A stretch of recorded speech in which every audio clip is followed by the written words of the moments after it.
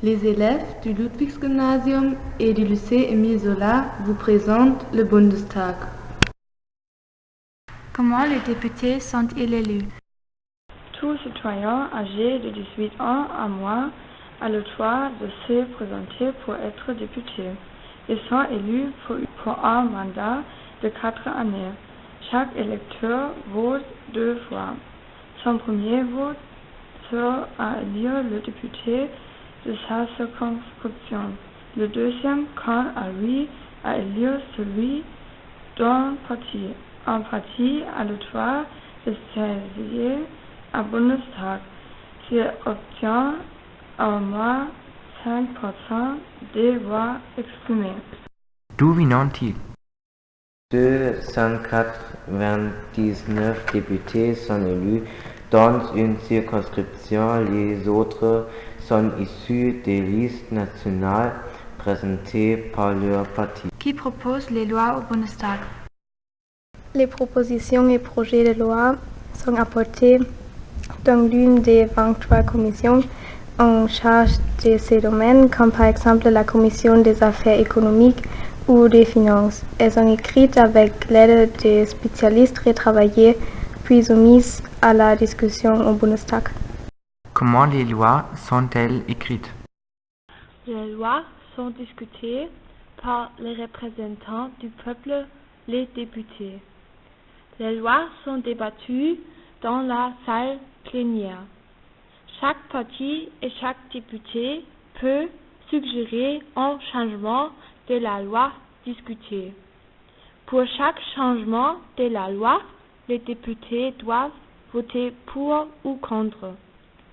Après avoir tout voté, ils vont aboutir à une loi qui convient à tous. Comment sont-elles discutées au Bundestag? Quand un projet de loi a été approuvé par le Bundestag, il y a deux possibilités. Soit c'est une loi nécessitant l'accord du Conseil fédéral. Dans ce cas, si la refuse, il est abandonné. Soit c'est une loi sur laquelle le Conseil fédéral a un droit de veto. Dans ce cas, le Bundestag et le Conseil fédéral doivent discuter jusqu'à un accord sur le texte. Comment sont-elles adoptées? Le député se procure le projet du gouvernement, puis il pose au ministre du gouvernement beaucoup de questions. Pour cela, il y a une heure de questions.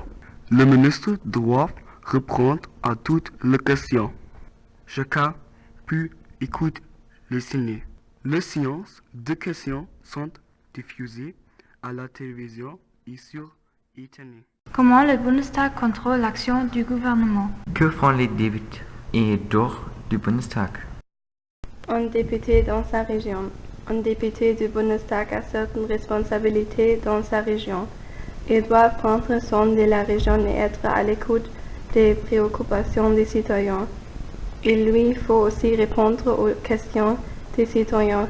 Les heures de permanence les aident à identifier les problèmes locaux pour pouvoir représenter les intérêts des citoyens au Bundestag. Les députés élus sur une liste nationale ont aussi des permanences dans leur région. L'histoire du Reichstag et du Bundestag jusqu'en 1936. L'histoire du Reichstag jusqu'en 1936. En 1894, le Reichstag a été ouvert après 10 ans de construction. L'architecte était Paul Vallot. Le 9 novembre 1918, Philipp Scheidemann proclama la République allemande d'une fenêtre du Reichstag.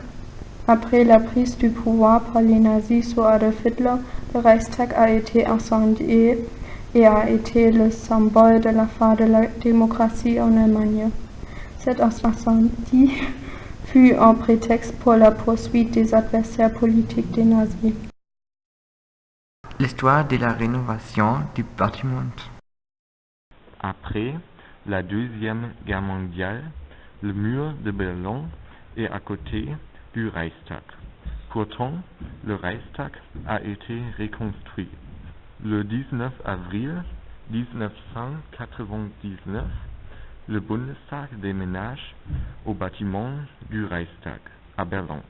Avant, Norman Foster a rénové le Reichstag. Le 6 septembre, la première séance du Bundestag commence. La salle plénière est la salle de presse du Reichstag. L'Assemblée plénière, c'est-à-dire l'ensemble des députés, débat publiquement. Pendant ces séances sont traités les textes de loi, qui y seront votés par la suite.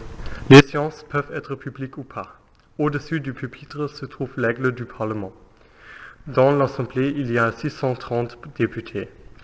Au-dessus de la salle plénière se trouve la salle de presse. Dans cette salle, les journalistes attendent les politiciens afin de les interviewer. Les autres bâtiments du Bundestag. Le quartier parlementaire est le nouveau centre de Berlin. Il y a le bâtiment du Reichstag où se trouve le Parlement. Dans le bâtiment parleux se réunissent les différentes commissions.